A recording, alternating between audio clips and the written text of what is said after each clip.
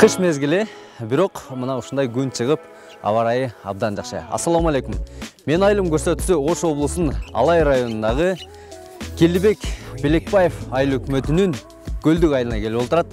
Албетте, бүгүн мен сиздерге ушу чакан болгон Көлдүк айылы тарых таржымалы жашоосу, турмушу, эмне менен тиричилик өткөрүп, бүгүнкү күндө кайтып атышат айыл эли.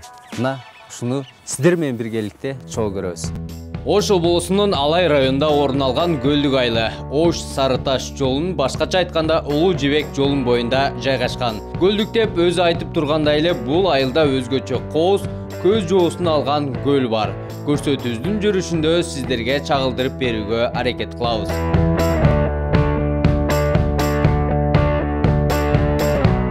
Саламатсыздарбы апалар, кандайсыздар? Жакшы отурасыздарбы? Жакшы. Биз көптөн бери күткөн неребизге жакшы. Ооба. Телевизордон көп көрчү элек биздин айыл дегенди. Биз да ушул күнгө жете экенбиз, бизди бирөөгө тартап экен деп үмүт кылчу элек. Тилегибиз, үмүтүбүз ишке ашып бүгүн келдиңер, рахмат. Жакшы апалар. Урматтуу телекөрүүчүлөр, мына ушинтип Көлдүк айылында кары жашы дебей ынтымакта мынтип илгертен энелерибиз кол өнөрчүлүгүн унутта калтырбай улантып келаткан апаларга биринчиден болуп кирип калдым. Азыр ушул апалар менен маектешип, сиздерге сонун бир маек тартууланга аракет кылайын. Апалар, эми буну кантип баштап калдыңыздар эми? Ким себепчи болду? Балам, Казыбек балам, сага башынан баштап айтып берейин. Бу жердин эң улуусу эле менмин. Ушу силердин передачаңарды телевизордон көрүп эле аябай кызыгат элек. Бизге да кандай жетет экенбиз, ушуга же пара береби, же эмне кылат деген ойлордо болобуз да, биз дагы түшүнбөстүк. Анан көрсөм мынан эмгегибизди сиздер туш келип калыпсыздар, балдарым. Силерге да рахмат. Мен жерде эми өз Көлдүк айылында эмгекчил келиндер, эмгекчил кишилер өтө көп балам. Бардыгы иштешет. Мына келиндер бардыгы ушу колдорунан мына шырдактарды жасашат. Мен оюп берем, мына кыз да оет, чеберлерибиз көп. Кайсы аялга эмне иш келсе, ошонун баарын жасап беребиз. Атка жабдык жасайбыз. Устадан шакырт өтөт деп үйрөтүп койдук эле, бизден өтүп, бизден кыйын болуп жасап, шыпылда азыр биз баягы ит арабанын тагында жатып алып, мен тарттым дегендей болуп калдык балам. Булар жасайт, биз сүйлөйбүз, үйрөтүп койгонбуз да, эмгегибиз бар. Анан ушул азыр кыздын себин алдык. Ушу айылда кыздын себин алып турабыз. Эмне десе? Буйртма менен иш кылып турбайсыздар? Буйртма менен деле иш кылабыз, өзүбүз да жасап сатабыз балам. Мына алөңдөгөн машина төшөктөрдү жасайбыз. Мынандай шырдактарды жасап сатабыз. Жасап коебуз, клиент келет. Жанкы үтүүң ар ошоңорго кетирбейбиз. Кетирсек эле жаныбызды койбойт. Жасагаң үлгүрбөй калабыз балам. Кээде жүн таппай калабыз, кээде эмгек кыла албай калабыз. Заказ көп. Аны ошону жасаганга жалаң кол менен жасаганга да сал арбай калат экенсиң. Мына кыргыз машиналары табигый, эч неме кылбайбыз. Натуральный. Азыр мына бир шырмалды бүтүштү. Мына экинчиси бир кыздын себине 2 шырдак, ана дорожка, мына лешиктин астына чечкичи. Задагаса закс төшөгүнөн бери заказ кылды. Мына закс төшөгүнө. Натуральный отурушат экен. Азыр бул оору суркого жакшы деп реклама кылып койбоду. А бизге да жакшы болду, иш болуп атат. Анан ушу келиндерим жасап атат. Бир ынтымак, эмне иш кылсак жасайбыз. Бирөөлөр тойго десе, а дегенде кимге мынандай заказ болсо муну жасай коебуз. Шырдак десе шырдак жасай коебуз. Чий десе чий десе. Айрыкча кыргыз үйдү ham азыр талап кылып атат балам. Кыскасы биз чеберлерге иш болуп атат да балам. Бул эми курак өзгөчө да эми. Курак боюнча апама сурасам окшойт. Бул өзгөчөлүгү эмнеде сиздердин курагыңыздар? Менимче башкачараак тигет экенсиздер. Азыр эми көбүнчө мына эле айткандай кыргыз үйгө көбүрөөк талап күч болуп атат. Анын курактын дагы түрлөрү чыгып атат. Мен азыр курап атканым фрунзе курак деп дагы айтат. Анан каттама курак деп айтат. Мында көп курактар бириккен. Мына жерде токоч дегенибиз бар. Мына жерде бычак учу деп коет. Буга келгенде мына курактын бир кооздугун чекесиндеки бир акантовка деп коет, мындай ыргагын көрсөтөт да. Азыр мен тигип аткан бул кыргыз үйдүн ичине жасай туруу баштыктар. Биз ушуну 3 мындай кылып баштык кылайын деп тигип атам. 3 катар бир кыргыз үйдүн кооздугуна койгонго. Өзүңүздөрчө буйртма алып, бир аз каражат таптайт экенсиздер да. Ооба, эми мында азыр эми баарыбыз пенсиядабыз. Эми пенсияны тиктеп отурбай, өзүбүз кичине пенсиядан тышкары дагы бала чакага небереге деп кичине эмгек кылышыбыз керек. Ошого алыбыздын жеткен мурунку өзүбүздүн мынияктагы жүрөгүбүздө кылып жүргөндү бекер отурбай эртелик эш жасайбыз. Мүмкүн болушунча чогулуп келе калабыз, ушинтип ырдаганча эрмек кылып тигебиз, ар ким өзүбүздүн ишибизди кылабыз. Эми ушул жерде ырдаганча деп калдыңыз. Эми бир ырдап берет окшойсуздар. Болуптур, ырдап деле беребиз, көпчүлүк ырдайбызбы? Кыз буракты чогурдайлы. Ошону баштадык. Тау-таудан өргөн чачыбыз, тайгы кызаратыбыз, таңдагы булбал өңдөнүп ай, таңшып бер ырдар чагыбыз, таңдагы булбал өңдөнүп ай, таңшып бер сайдағы өскен дарақтың саясы белең жалбырақ, сароры болған жүректің ай, дарысы белең қыз бұрақ, сароры болған жүректің ай, дарысы белең қыз бұрақ. Тау-таудан өргөн чачыбыз, талайды кызаратыбыз, таңдағы бұлбұл өңдөнүп ай, тамшып бер ырдар чагыбыз, таңдағы бұлбұл өңдөнүп ай, тамшып бер ырдар чагыбыз. Son.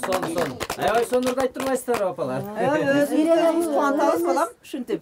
İştahı, ырдайбыз дагы, интермедияларды аткарабыз. Өзүбүздө өзүбүз кубантабыз да. Кекеде кансыгам түшөбүз жумуп турган. Мындай майрамдарда Гүлчө районубуздун центрине чейин барабыз, көбүнчө биринчиликти алып келебиз. Ушул 3 кыштакта биринчиликтен чамча бербейбиз башка.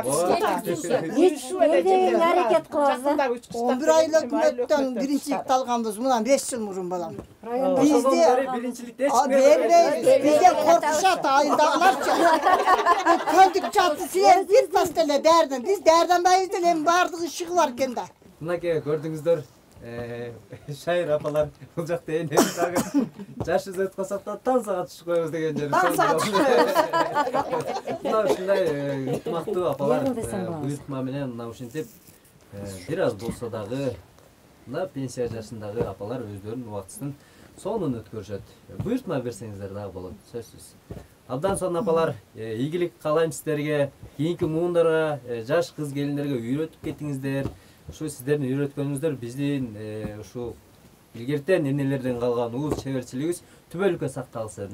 Аман болуңуздар, бар болуңуздар.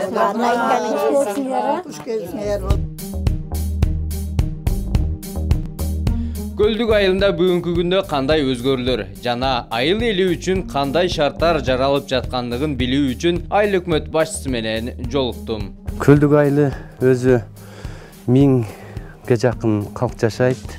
211 кожолуктан турат.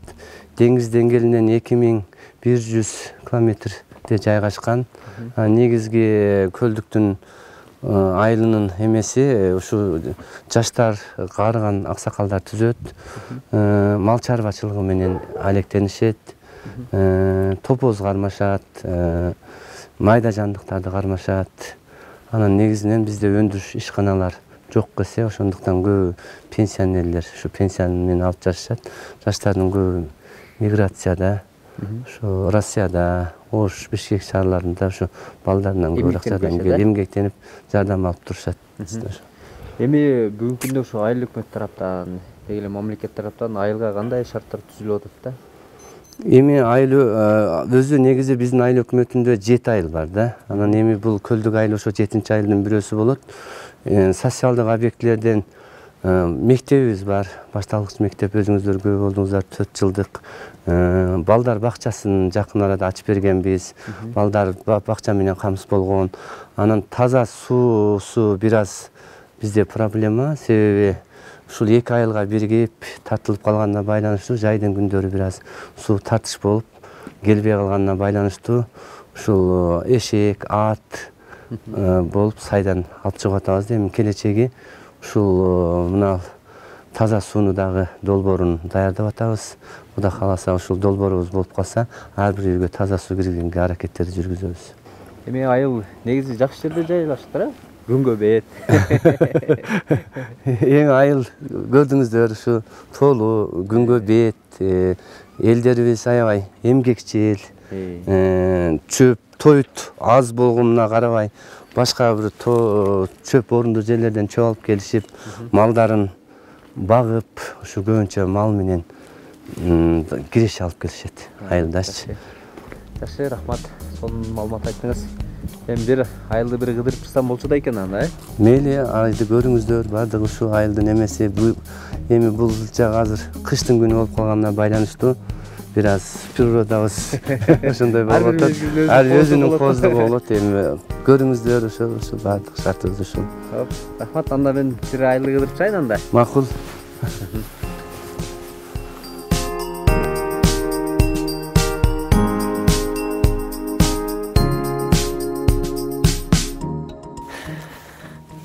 Assalamu alaikum. Кандайсыз? Жакшысызбы? Чий соккон дене ушул жерде? Сиз эмне кылып атасыз? Мен чий арчып берем. Бул жакта согот, Өрелерим бу жакта согот. Сиз арчып берет экенсиз да? Бекер убактыларында арчып берем. Жардам катары, балдын өрелерин согуп коем. Жакшы. Аялым болсо дүнүйүп неме? Жибирип берет. Мына ичкере кире берейинби? Сакал. Жакшы. Гүлбаркан апа, мынау көркү чыгып турган чийди мына ушул жерде токтолот экен да? Ооба, бул деген балам ашкана болот. Илгери бубалардан калган. Илгери мынандай оймо соймо деле мындай түшкөн эмес. Ойку кайкы түшкөн. Азыр бара башыбыз компьютерден шумдук иштеп калды азыр.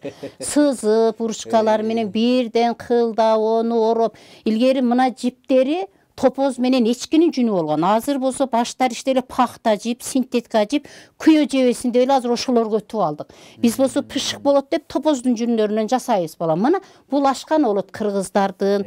Бул чий болот кыргыз үйдүн керегеден кийинки тагыла турган чий. Бул эшиктин үстүнө тагыла турган эшик тыштын чийи. Буну ушинтип ороюбуз балам. Бирден ороп ушуну бирден нары өткөрүп, бери өткөрүп согобуз. Мээнети күч. Илгери мынаны бир кунажым болчу. Илгери бир 600 болчу экен. Одон кийин 300 миң, 3 миң болуп калды. Азыр бара кунажын көтөрдү эле 30 миңге деле албайт. Кыйын миллионерлер алам десе алат, болбосо жокса да болойт. Болбосо ар жерге апарып сатабыз. Заказ берсе ушу 30 миңге апарып сатабыз. Такап болгон баасы ошол деп айтышат олар.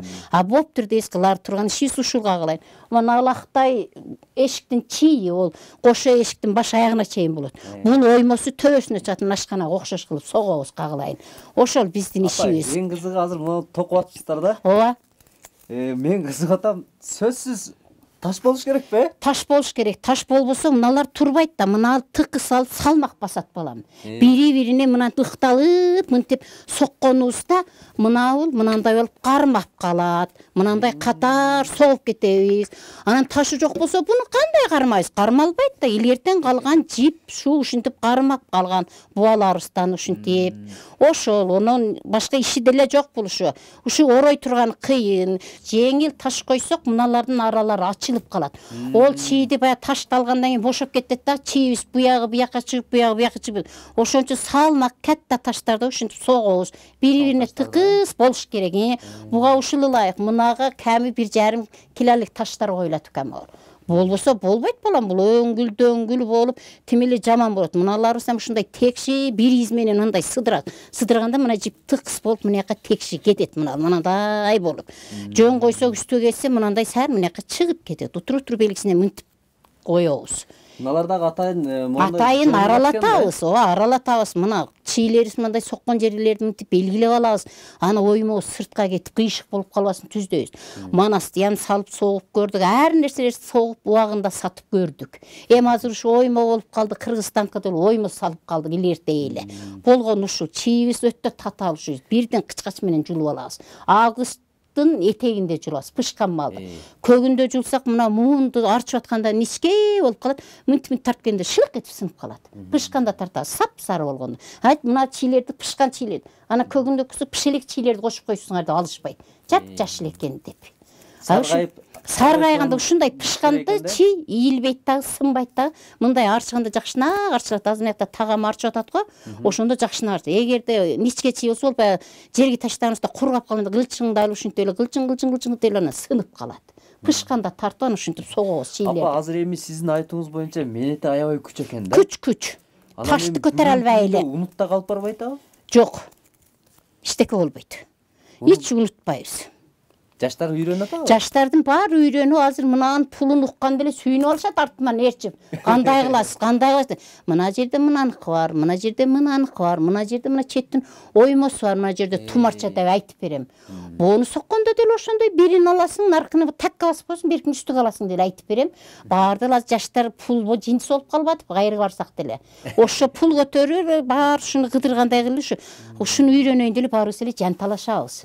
Боёйбуз, боёкту табигый боёк кылып, пиязга да боёп көрөбүз, карагатка кара боёк кылып боёп көрөбүз, жаңгактын жалбырагына мына жашылдарды алабыз боз кылып. Ушундай иштерди кылабыз сада коем. Ишибиз ушул.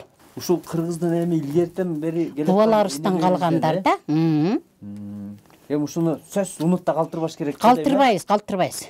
Муну дагы өркүндөтүш керек. Өркүндөтүш керек.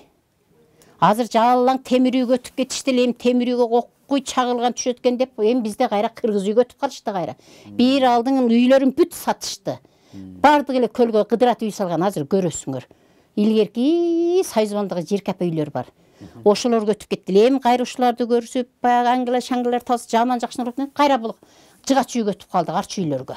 Бирок аябай бышык болот экен. Бышык коебуз деп, ама ташты койгондо балам ушундай бышык кармайт. Бош койсоң, азыр айтма өдүк-сөдүк ошодон башталат. Жакшыбы балам? Эркек балдар деле үйрөнүп алса болобу? Жок, олар мына актарды согот, актайлар согот олар. Кете берет олар. Пертмектен кетпей эле сого берет, актай согот.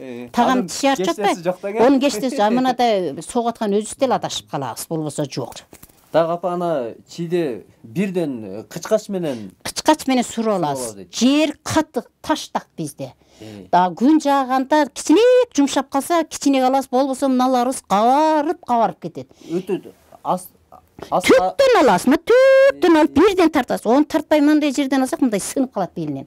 Анандай каргасы болбосо, чирип калат деп албайт. Бул мынтип эле бошоп калат. Карга тырмак суук жебейт оны. Карга тырмак ушунча тура берет, түгүндөгү каттыгы. Ошон үчүн ошосу менен базарга барсак деле онусу жок болсо албайт. Мынасын кыркы салыпсыңар, ол чирип кетет деп албай коюшат. Ошо карга тырмагын коюп туруп апарабыз. Жакшы. Бул жакта телегөрүүчүлөр дагы көрүп атат да. Жаш кыз келиндер дагы көрүп атат. Мына ошолорго мына чий согуу боюнча өзүңүздүн кандай бир кеңештериңизди же үлгү катары айтып кетесиз? Ушул жаштарга айтарым, ушул илгертен бу энелерибизден калган кол өнөрчүлүк эмне кылганды өмүрү таштабаса экен, баардыгын азыркы жаштарга үйрөтсө экен. Ашкананы, сайманы, куракты, ийикти, бону, торду, дасармолдун четин күржөктөгөндү, шапка тиккенди, байпак тиккенди, носки тиккенди үйрөнсөк абдан жакшы эле. Азыр баардыгын Кытай чыгарып эле жаманды балпайтып кийип ала басып жүрбөйлүкпү? Илгери кара койдун жүнүнөн пайпак тиккен путорубайт деп. Азыр баарыбыз эле жаман носки кигип албадык. Эми башыбыз жеткендер тигип кийип атабыз, жакшына көрүнөт экен деп бүкөм. Болбосо каяктан?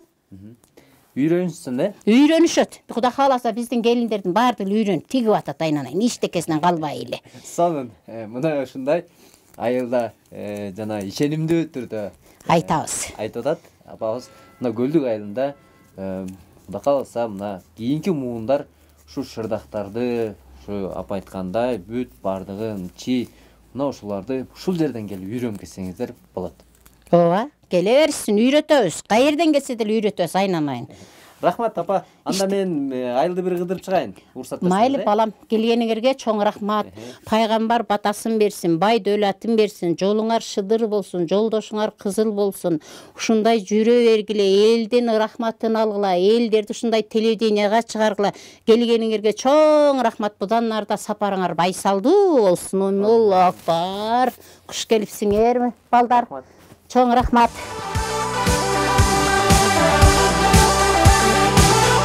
Көлдүк айылына мындан 200 жыл мурда эле эл келип отурукташып калган. Негизинен Олжоке жана Жоош уурлары жашашат. Айылдын аталышы аймакта 2 көл болгондуктан Көлдүк айылы деп аталып калган. Азыркы учурда бул кооз айылды туристтик аймакка айландырып, көлдүн айланасында жайкы эс алууларды уюштуруу пландалып турат. А биз болсо сиздерге сөз бергендей эле кыш мезгили болсо да көлдүн жанынан көрсөтүү үчүн айылдан 4-5 чакырым жол жүрүп келдик.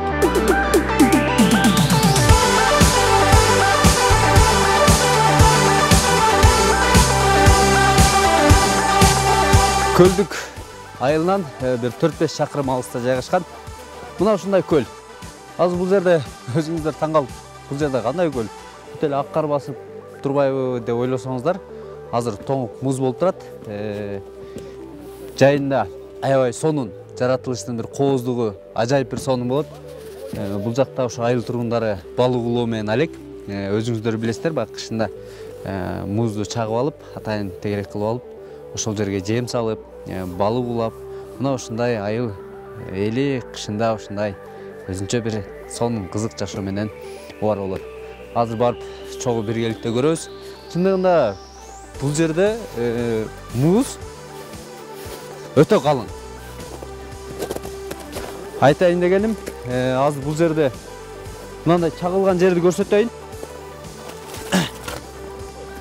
Мына көрүп атасыздар. Мен жоон самынан келип турат. Мына музду көрүп атасыздар. Ушул жердеги көлдүн бүт бардыгы, бийиктиги, калыңдыгы мына ушундай музда калың болуп турат. Албетте, бул дагы бул жердин кышы катаал, аябай суук болорун бир белгиси десек болот. Мына көрүп атасыздар. Ой! Мына жерде дагы атайын балык улоо үчүн жарышкан экен. Бир күндө эле мынантип муз тоңуп калыптыр, мына көрүп атасыздар. Мен өзүм көтөрүп атат. Мына. Мынакей. Суук аябай катуу болору белгиси. Az бул жактагы агылар мен дагы көрөйчү. Мына. Мына ушундай кылып атайын кылды салып коюшат экен бул жака. Балык түшүп калат, анан бир күндөн кийин муздун чагып алышат экен. Мына бул жакта да турат. Көрсөңүздөр. Мына ушундай. Өзгөчө таң калыштуу.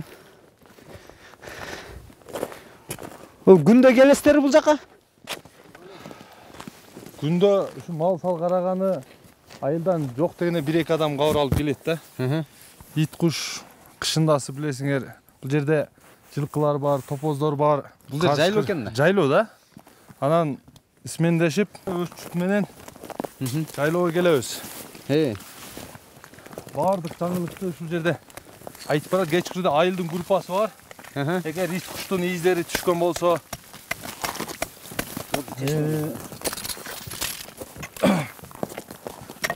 кабар айтып жаңылык ошол аркылуу бүгүн дагы балдар келишкен, чыгып кетишкен. Азыр агам эмне кылып атат? Бул жака азыр музду ачып балыктарга корм таштайбыз. Жем салып, жем. Ке таштайлыбы? Бул көлдүк жаратылышты коргоо айылдын фонду бар. Ошонун эсебинен элдин комиссиясынын негизинде ташталат. Бул айыл элинин өзүнүн инициативасы экен да, Эл көтөрүп чыккан жаңыдан быйыл 2020-жылы 10-июнда ачылган быйыл.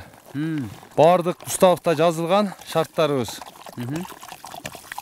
Бул демилгени Кыргыз фондунун төрагасы Айдар Бакиев агабыз колдоо ошол уюштурган. Ошонун негизинде биз дагы көлдүк жаратылышты коргоо фонду болуп айылдын темилгеси менен түзүлгөн. Ошодон бери иш алып барып атабыз. Бул жерде Не иштерди алып барасыздар эми?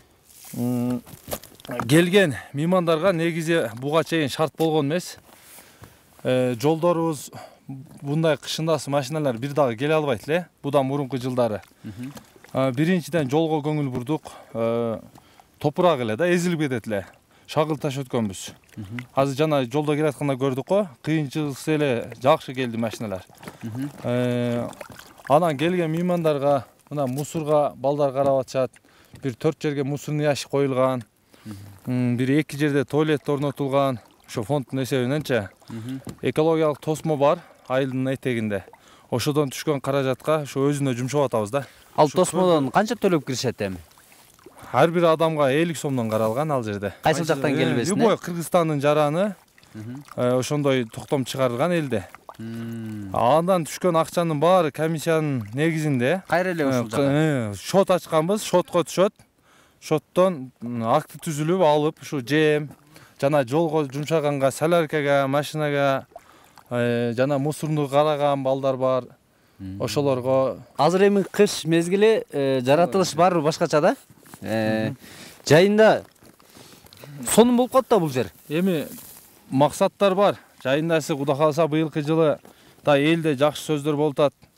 Бул жерде келген меймандарга жакшы шарттар түзүп, келген меймандар ыраазы болуп кете тургандай тапчандарды, боз үйлөрдү тегип, ушундай пландар болуп атат. Келген адамдар дагы ыраазы болуп кете тургандай кылып, келген автоунааларын карайбыз, коопсуздугун, Өздөрүнүн коопсуздугун, биринчиден ошо коопсуздук жактарын жакшы ойлонуштуруп атабыз. Айылдыктар мына ушундай өздөрү демилге көтөрүп, жайындасы бул ички туризмди өнүктүрүүгө жакшы бир шарттарды түзүп атат экен.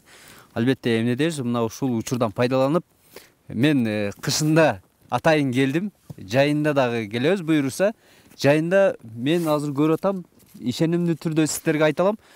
Жайында аябай сонун жаратылыш болот. Мына ички туризмди өнүктүрүп, ушу Кыргызстаныбыздын кооз жаратылышынан суктанып, ушундай бир жаратылыштын кооз жерлерине келип эс алууңуздарды сунуштайм.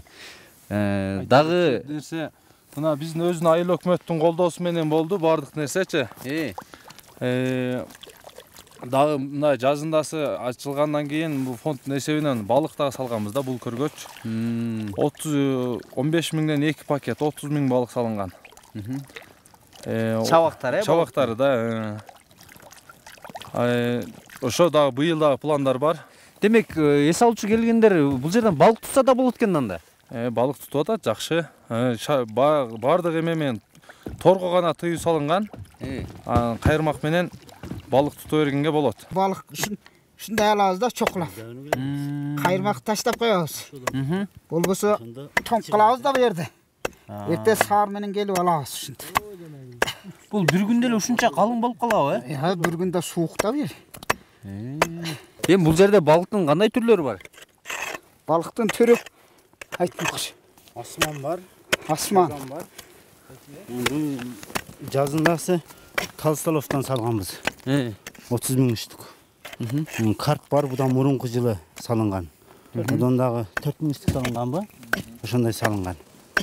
Жайдын күнү эс алып келишет, меймандар келип балык тутуп эс алып кетишет. Кыштын күнүндө келишет ушулар анча-мынча келип, ушундай музду коюп, балык салышат, эс алып кетишет. өзүбүздүн эл үчүн. Өзүбүздүн элдин байлыгы да эл келет, өздөрү алып жеп кетет. Мына балык аябай кыйнап койдум окшойт. Сууга салып койбойбу, кандай дейсиз? Быйыл көлдүк жаратылыш коргоо фонду деп элдик фонд уюштурганбыз. Өзүбүздүн көлдүк айылдын жаратылышын коргойбуз деп мына арчалар бар, канаттуу куштар бар, ошолордун баардыгын коруп, көлдүн айланасын тазалыгын сактап, эс алып келгендерге жакшылап аракет кылып шарт түзүп атабыз. Кыштын өңкүсүндө будан мурунку күнү келдик, ушундай муздарды коюп, кыштын күнү балыктарга азык жетишсиз болот. Ушул көлдүк жаратылыш коргоо фондунан, Кыргыз фондунан, айыл өкмөттөн балыктарга азыктар берилет. Олорду салып кетебиз. 2 кумурун салдык, азыр дагы О балдар алып келатат. Жемдерди. Ушу биздин айылыбыздын немеси көлү. Кышында şu жаратылыштагы жан-жаныбарларга жем чачып турат экенсиздер да. Мынандай каруур түшөт биз жакта. Азык жетишсиз болот. Каптарлар бар. Улар чил, канаттууларга, кекиликтерге ошолорго жем чачабыз, арпаларды. Кургакта ona арчалардын түбүнө, кары жок жерлерге жем чачабыз. 2-3 күн мурун да чачып кеткенбиз. Анан эми ушул оюбузда бар. Фондду өнүктүрсөк, бул өзүбүздүн жаратылышыбызды коргогончо меймандарды жакшы конокторду күтүп алышка шарт түзөбүз деп план кылып атабыз. Эми иш алдыдагы. Кыргызстан чындыгында керемет өлкө. Кайсыл жерине барбаңыз суктанып тойбойсуз. Мына ушундай көлдүк айылына окшогон айылдар көп, бирок туристтик аймакка айландырып, кооздугун сактап калсак, мындан да жакшы болмок. Ассаламу алейкум. Алейкум, кайдыгыз, кандайсың? Жакшысызбы? Тынчпы? Канча топозуңуз бар? Эми биздин айыл боюнча 200 топоз бар. 14 киши да бар. Ар кимисинде 20дан, астында 30дан, аркасында 10дан, 5тен ушундай. Жаңыдан мал курап атабыз биз балдар. Эми көлдүк айылында бүт эле топоз экен да? Жок. Bizde tabi 13-14 kişi de var. Bunu karışam öte kıyın da. Ona at küçtü varış gerek, ona zoğunun başına aydap düştü. Meynetli küç. Kışında karışkır tibeye tavu? Karışkır tiyip hoşuna aydap çıtavuz da. Karayımız ismenmeden günü alırız 2 oradan gelip karap duravuz. Anan жазындасы bu yakta Koksu'dan jaylabız var o zoğunun arkasında. Oşa aydap oşakta karayımız. Жақсы ва. Мына жогоруда түшүп келаткан топоздар да сизге карайт да, сиздерге? Бизге карайт ушунда. Бизге мына жаштарга рахмат, жаш балдар топоз курап багып атышат көбөйтөбүз деп. Бизде илгертен о Сайыз маалында одан мурун Николай заманында болгон биздин элде топоз. Ошону мына жок кылбай багып келатабыз да. Жакшы ва. Топоздун көбөйүүсү кандай экен? Мунун көбөйүшү эми мээнет кылсаң эле көбөйтөсүң, уктубай караш керек, төл маалында аркасына түшүп караш керек. Бул буйдай эмес, короңго туудурбайсың, тарада тууйт. Аркасынан жүрүп карайбыз. Тарада тууганын айдап келип, бир кашерге камайбыз 2-3 күн. Мунун душманы көп, карышкыр алат. Чөө деген бөрү бар, мамалактарын жеп коет кээде. Ушу карайбыз, мээнет кылабыз да. Мамалактары көрүнбөйт го. Мамалактардын арызга карышкыр күч болот да. Колго кармап алганбыз, үйүбүзгө апарып алганбыз. 17 мулакта айлажайт муну мамалаган карышкыр. Азыр onu үйдө карайбыз олор мамалактар. Жазда кошобуз.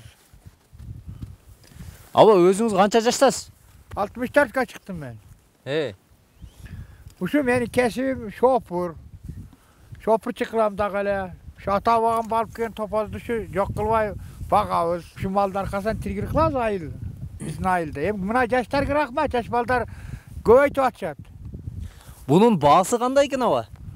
Baası uyda ele. Ayrıca bu yıl bunun defisit balıp gitti topoz. Get 400'e çıktı da topoz sattı şöyle geldiler, komersantlar geldi tütüydü bizde.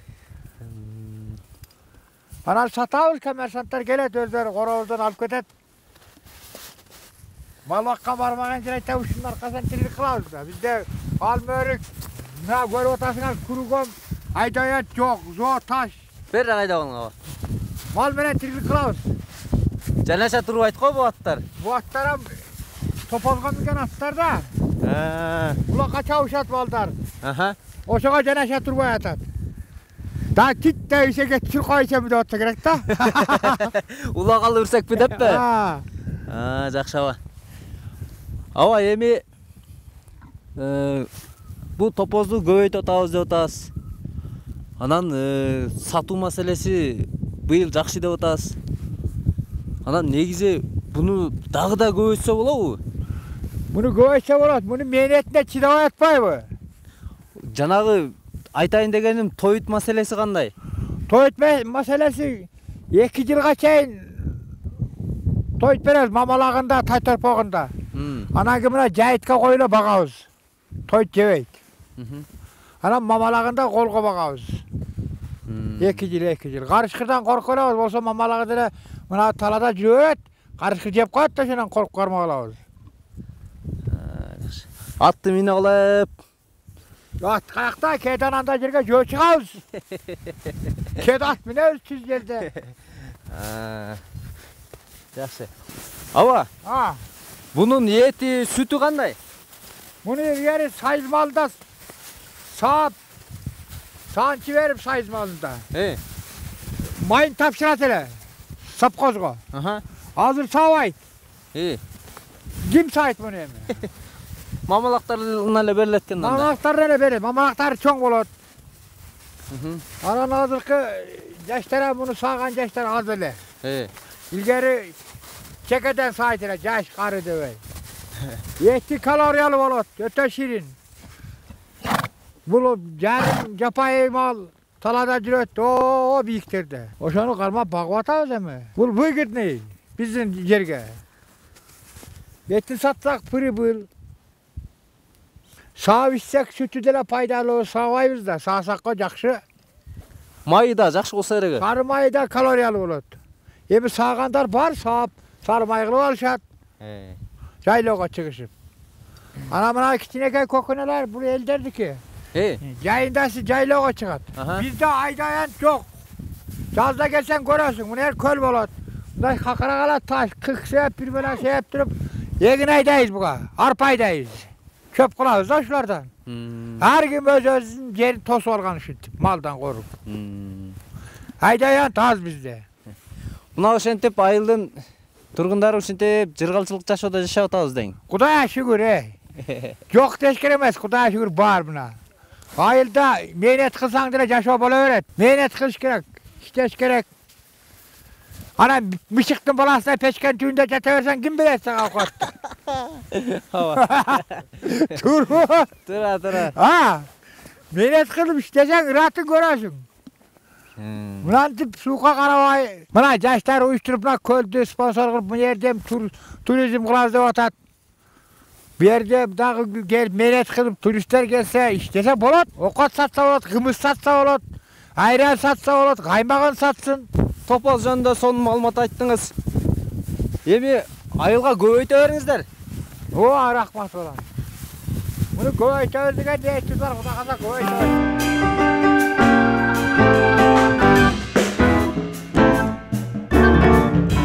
Мына ошентип бүгүн сарптан кечке Көлдүк айылында болуп, Көлдүк айылынын өзүнчө бир көлүн бар сиздерге чалдырып берүүгө аракет кылдым.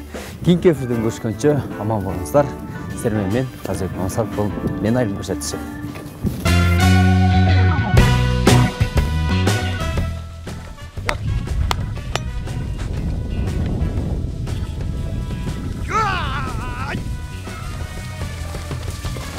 Kolağın jigit.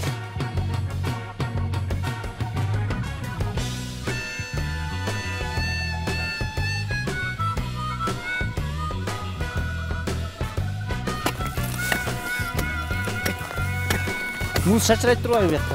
Bu yakta çıkıraya gelip.